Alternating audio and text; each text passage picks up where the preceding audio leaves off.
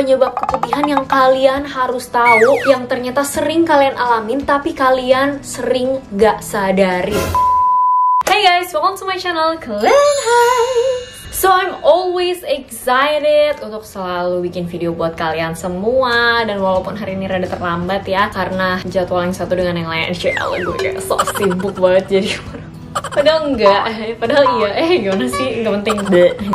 Aku lihat antusiasme kalian tuh gede banget ya setiap kali aku ngebicarain tentang kesehatan reproduksi, baik itu pria maupun wanita, dan ini memang penting banget. So hari ini karena banyak yang request juga dan banyak yang komen, kita bakal bicara tentang hal yang relate banget nih sama semua perempuan pastinya, yaitu penyebab keputihan yang sering kali nggak kita sadari, padahal ini sering kali kita alami. Malah ada yang berbahaya loh. Penyebabnya apa aja sih? Jangan kemana-mana, tonton video ini sampai habis. Dan sebelum kita mulai, seperti biasa jangan lupa dulu buat subscribe ke channel Clan Highs. Thank you. Dukung biar channel ini jadi channel kesehatan baik mental maupun fisik dan kecantikan nomor 1 di Indonesia. And also be my friends on Instagram @clahays and my TikTok @clahays. Dan di sana aku bikin video edukasi juga, short videos, dan kalian harus follow.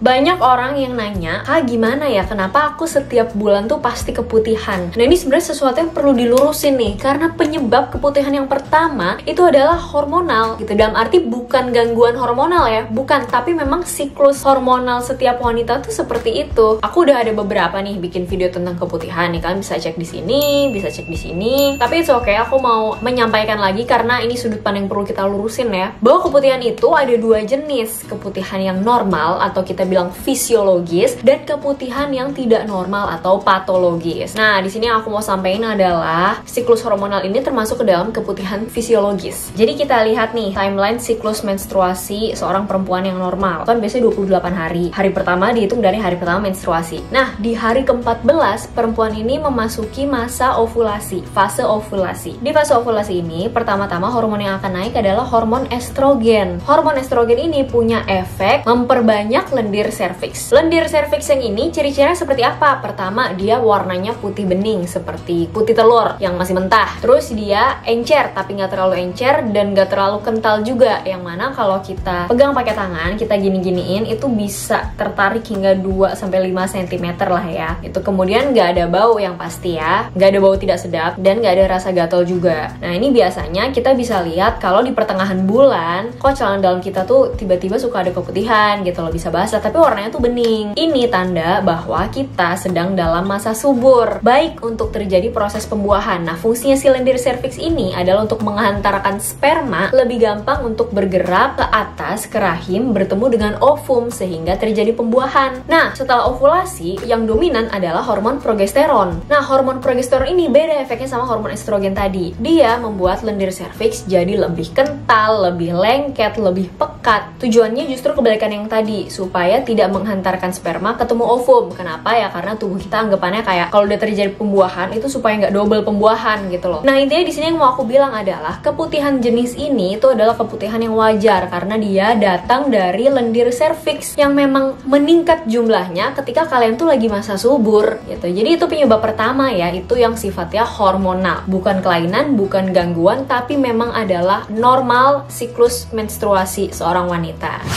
Terus penyebab keputihan kedua nih. Nah, ini yang mungkin paling sering kita pikirkan, yang paling sering kita baca, yang paling sering kita tahu, yaitu karena infeksi, karena kuman jahat atau kita bilangnya patogen. Ciri-cirinya pun berbeda dengan keputihan yang wajar dialami setiap wanita yang kayak tadi. Di sini keputihannya akan berbau tidak sedap, baunya nggak enak. Terus warnanya pun berubah. Nanti ada kita bahas nih masing-masing warnanya artinya beda. Kemudian ada rasa gatal di misfi kalian, ada rasa panas, kalau pipis pun kadang bisa sakit, dan untuk yang sudah menikah ada rasa nyeri saat berhubungan dengan pasangan. Nah kalau udah ada tanda-tanda kayak gini, terus kalian ada keputihan, kemungkinan besar kalian mengalami infeksi menular seksual. Nah keputihannya pun berbagai macam nih. Kalau misal warnanya kuning keputihan, kemudian baunya amis, kemungkinan disebabkan oleh bakteri, disebut dengan bacterial vaginosis. Kalau keputihannya berwarna kuning kehijauan dan baunya bau anyir, kemungkinan disebabkan oleh parasit Trichomonas vaginalis alias kita sebut namanya trichomoniasis. Kalau keputihannya tuh gatel banget, terus nyampe kayak bergumpal-gumpal, berwarna putih, ada rasa panas, dan baunya tuh kayak bau asam, dominan rasa gatel ya tadi aku bilang. Kemungkinan besar ini terjadi karena jamur Candida species, kita bilang namanya Candidosis vaginalis. Ada juga keputihan yang masif banget, bisa disebabkan karena infeksi Neisseria gonorrhoeae atau kita sering bilang gonore. Dan ini sebenarnya lebih spesifik lagi, udah aku bahas sih di video aku yang ini. Kalian bisa nonton di sana.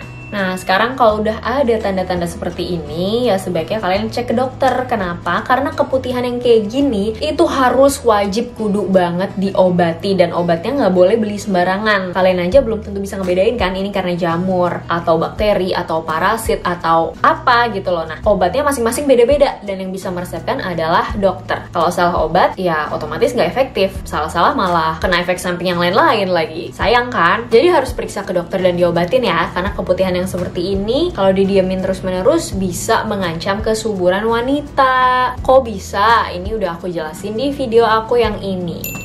Ya, abis ini ditonton ya. Intinya karena infeksi ascendant yang bikin perlengketan.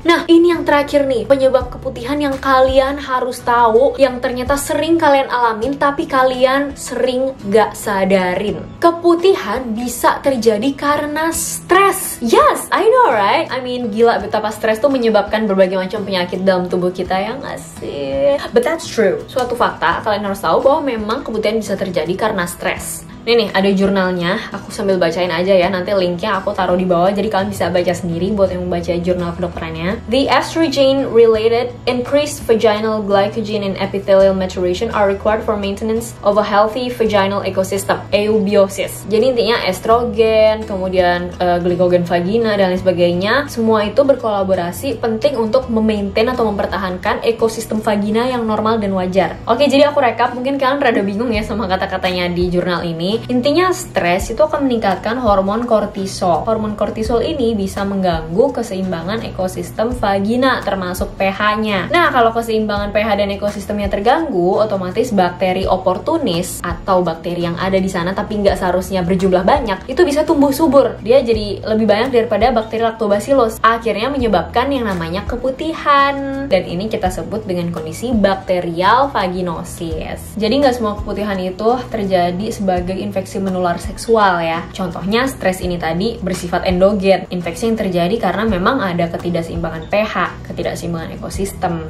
gitu guys. Jadi ini adalah kunci cara mengatasi keputihan yang kita alami, yaitu dengan tahu penyebabnya. Kalau kita nggak tahu penyebabnya, gimana kita mau ngobatin gitu loh? Atau malah sebenarnya keputihan kalian itu keputihan yang wajar karena siklus hormonal tadi yang pertama, tapi malah kalian stres, kalian obatin, ya malah makin menjadi-jadi gitu, malah salah jadinya gitu kan. Jadi kalau kalian sekiranya mengalami keputihan yang terjadi karena infeksi, ya segeralah berobat ke dokter supaya cepat diobatin. Kalau memang keputihan kalian karena hormonal, memang siklus yang wajar, ya udah jaga kebersihan aja yang pasti. Dan kalau kalian keputihan karena stres, manajemen stres yang baik. Ngono loh. Jadi sesuai salim dong. Oke guys, jadi sekian dulu video hari ini, sharing hari ini. Aku percaya video ini bermanfaat dan membantu buat kalian semua. Kalau ada teman-teman kalian yang masih mikir, duh sering curhat, duh gue keputihan terus nih, nah kalian tunjukin nih video ini, kasih tahu bahwa keputihan itu ada yang wajar, ada yang enggak, supaya dia nggak panik-panik sendiri gitu ya, supaya dia bisa menangani dengan tepat. So that's all for today. Thank you so much buat kalian yang udah nonton sampai habis. Kalau kalian masih ada pertanyaan, sharing, request, pengen bahas apa selanjutnya, boleh banget kalian komen di bawah ya, jadiin forum diskusi aja, oke? And if you find this video useful, don't forget to hit the like button, like, dan subscribe juga. Thank you. Be my friends on Instagram @Clahis and my TikTok @Clahis, karena di sana aku juga bikin short educational videos. Thank you so much for watching. See you on my next video, guys. Bye.